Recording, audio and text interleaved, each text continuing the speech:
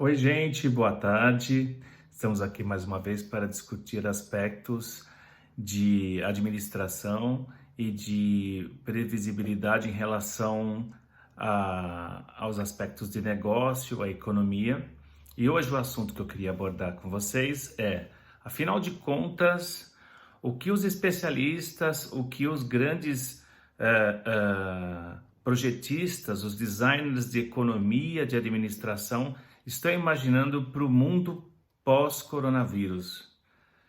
É claro que é um exercício um pouco de futurologia, mas por outro lado, não fica muito difícil perceber as coisas que estão para acontecer. Ouvindo os especialistas do FMI e do Central Bank of Settlements, que é basicamente o banco central dos bancos centrais, é de vital importância em que esse cenário seja um pouco mais seguro. Bom, a perspectiva basicamente passa por alguns pontos indiscutíveis, no sentido de que com certeza eles vão ocorrer. Primeiro, de repente o mundo viu que a China parou. A China parou e de repente não tinha para quem vender e não tinha de quem pegar os insumos. Basicamente, não se desenvolveu o trabalho que tem basicamente em todas as empresas, é nunca ter um só fornecedor, nunca ter um só cliente. Mas em boa porcentagem dos casos, para grandes empresas e grandes conglomerados do mundo, o que ocorreu foi exatamente isso. E de repente não se vendeu e não se adquiriu insumos necessários para continuar-se a produção, por exemplo, de gêneros alimentícios, automotivos, pré-manufaturados, e de repente o mundo travou. Então, em primeiro lugar, e isso é importante para nós brasileiros, qualquer empresa, qualquer conglomerado, qualquer país sério vai buscar diversificar. E quando se pensa em centros manufatureiros, claro que o Brasil está no meio. É claro que o Brasil sempre é um dos países em que você tem mão de obra especializada, por um lado, não tão cara, inclusive as mudanças trabalhistas têm ajudado nesse sentido, pelo menos em algum sentido, e por outro, nós temos excelentes centros de formação. Então, países como México, países como Brasil e alguns outros países do leste europeu, o leste europeu está um pouco abaixo em termos de tecnologia, então ele não está tanto no radar, vão ser as empresas em que se buscará uma diversificação. Então, se alguém fala que o mundo vai acabar depois do coronavírus, não, é claro que a coisa não vai estar boa, mas nesse aspecto, realmente, as empresas certamente buscarão diversificação em relação à China, ok?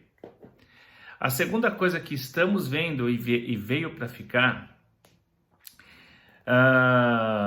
é aquela frase que é atribuída ao Darwin, ele nunca disse isso, que é adapte-se ou morra, né?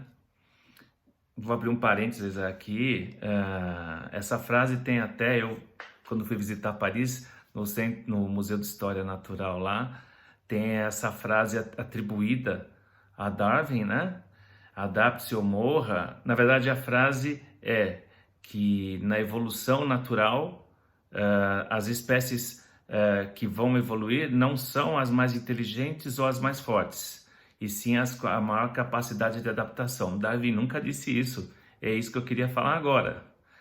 Um dos pontos importantes agora com essa crise é a capacidade de sinergia, porque o que Darwin disse mesmo é que vão sobreviver as espécies com maior potencial genético, as espécies que têm qualidades como ser melhores, essas que vão sobreviver, e eu acho que é mais intuitivo, né?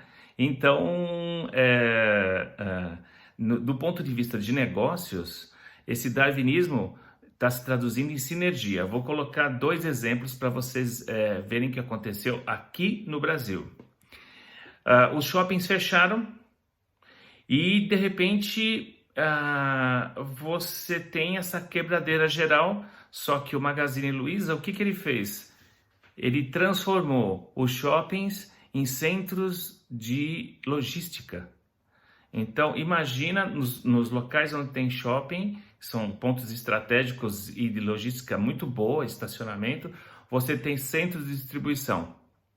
Então, isso foi uma sacada muito grande, principalmente para o Magazine Luiza, que tem uma penetração de vendas pela internet muito boa. O segundo exemplo vem da ReHap. A ReHap transformou cada vendedor em um assistente online nos grupos de WhatsApp. Eles penetraram e estão vendendo muito bem. O que aconteceu?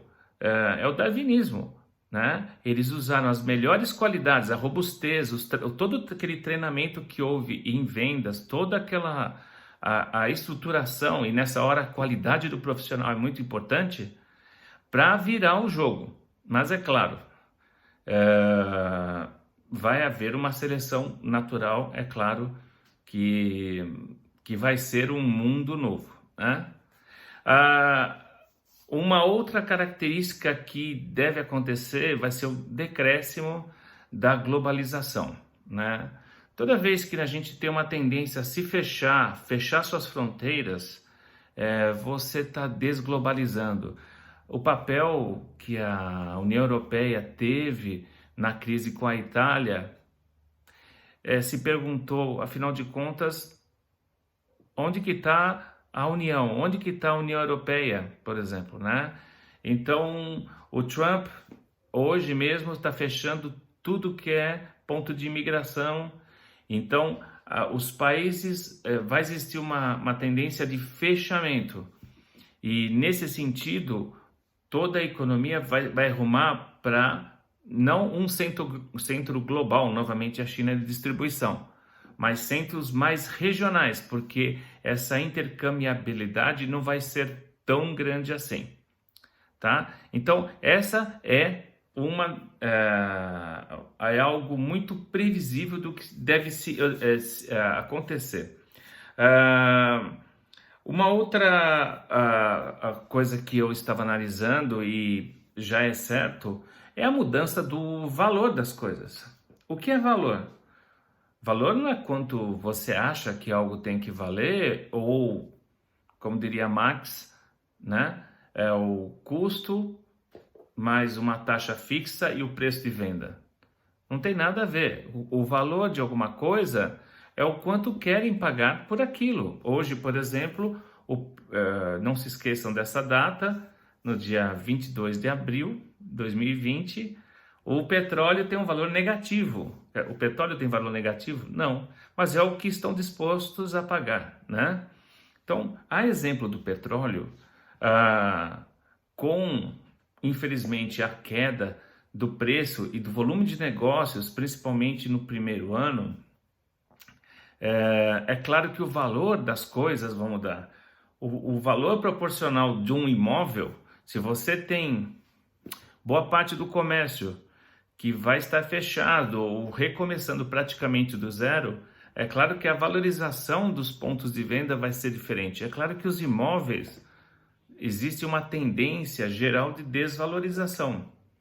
E, proporcionalmente, vai existir todo um questionamento em relação ao valor de todas as coisas, porque o consumo vai diminuir e, além da lei do Darwin que eu estava falando, tem uma lei mais forte ainda, que é a lei da oferta e da procura, tá?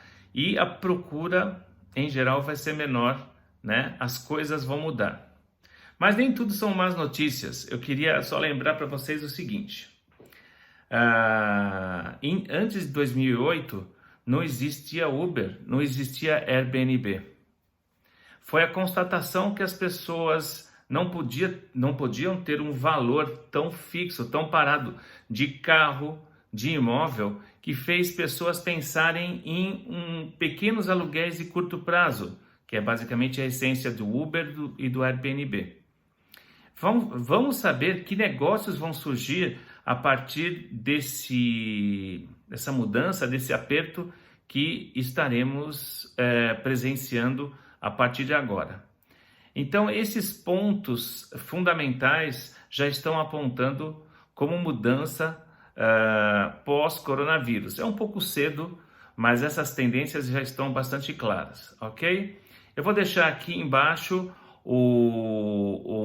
algum material também escrito para poder sustentar esse raciocínio e de onde que a gente pegou, de onde a gente tirou essas conclusões e pesquisas, ok? Novamente, meu nome é Clóvis, eu sou engenheiro e administrador, adoro falar sobre negócios e sobre economia e nos encontramos em breve, ok? Até mais!